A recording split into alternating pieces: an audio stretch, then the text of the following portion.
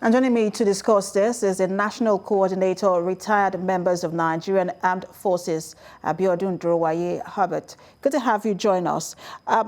Today, we're marking the Remembrance Day to celebrate our fallen heroes and those who are still giving their all to defend this nation. But the question is, because every day people say, look, we need to talk about the welfare of veterans. Do you think that since you left the military, that the dividends of your service has been given to you every other day or every other day? Do you enjoy the dividends of your service? Well, thank you very much. First and foremost, I want to congratulate my colleagues on this occasion of the Armed Forces Remembrance Day. And I also want to seize this opportunity to sympathize with the widows and the orphans of our fallen heroes. But having said that, to answer your question, I will expressly say that there's still room for improvement, because the welfare we're getting at the moment, apart from the monthly pension, is a far cry from what we expect. I'll give you an example. There was a review of pension in April 2019, minimum wage in 2019, and as I speak to you, we are yet to benefit from that approval. What I'm trying to say is that the implementation is yet to commence. And of course, there are arrears accruing of over 20 months. And also, we have the issue of debarment allowance. And also, that one, although the Honorable Minister of Defense set up a committee, the committee has concluded their assignment. They have submitted to him, and we are awaiting his input and then his subsequent passing of his recommendation to Mr. President for approval. So as we stand, like I said earlier, there are still room for improvement. And going to the issue of some of our colleagues that were retired based on medical ground, recently they suffered a setback in terms of their monthly emolument, monthly pension. And this has to do with some policies that was put in place, and it is unfortunate, and we want to appeal to government to reverse this decision, because already the country is, the economy of the country is bad. And of course, you know that even the minimum wage has not been implemented. And so for any government to now reduce their monthly take home from what it used to be, despite the hardship, it's not a very good omen and encouragement for those who stake their lives, to make this country one united and indivisible entity.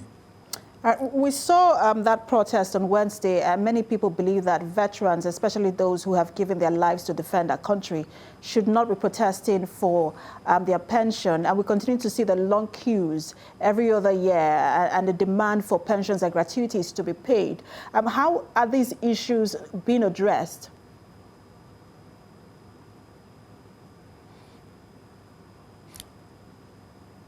Can you come again?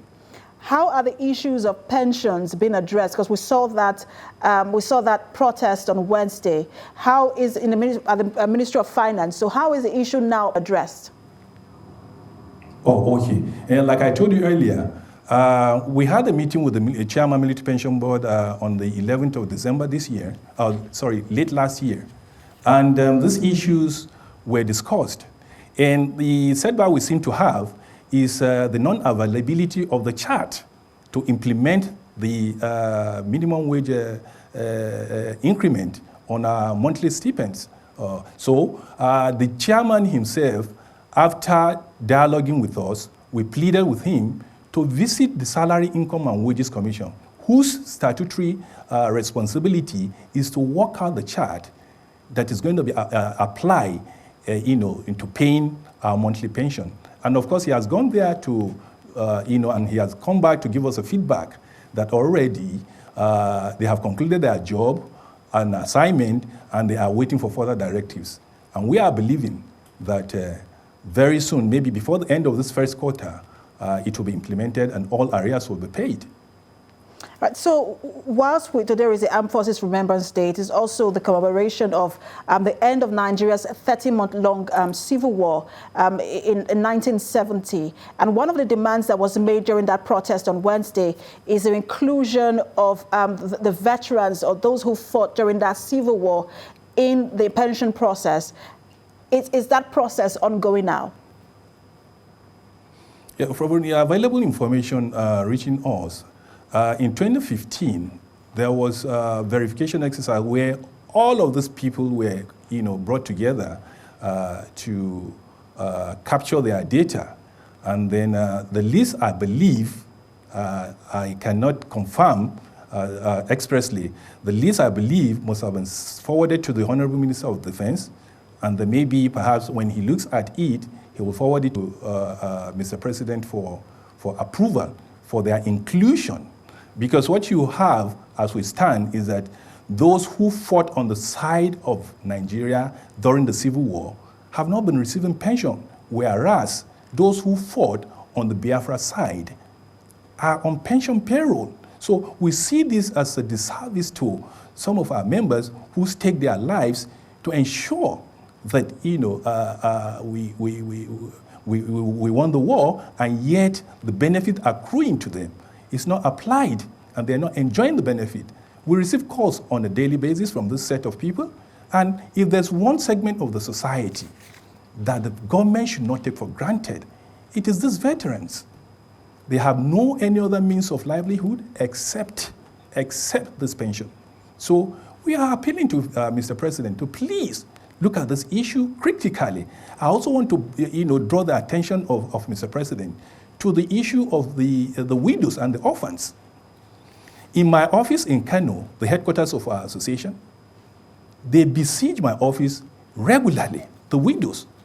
You find a situation whereby the orphans who are working in some of these command secondary school, they've been there for 10, 15 years, working, on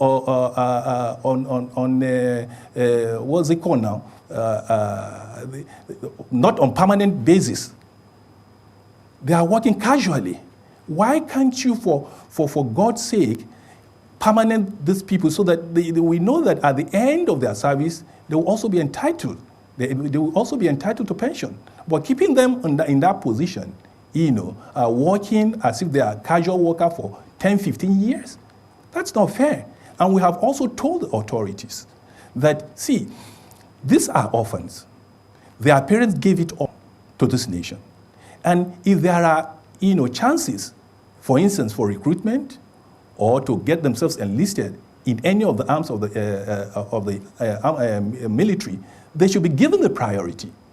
They should be given the priority as long as they are qualified, and they have shown interest. They should be given more priority than any other member of the society.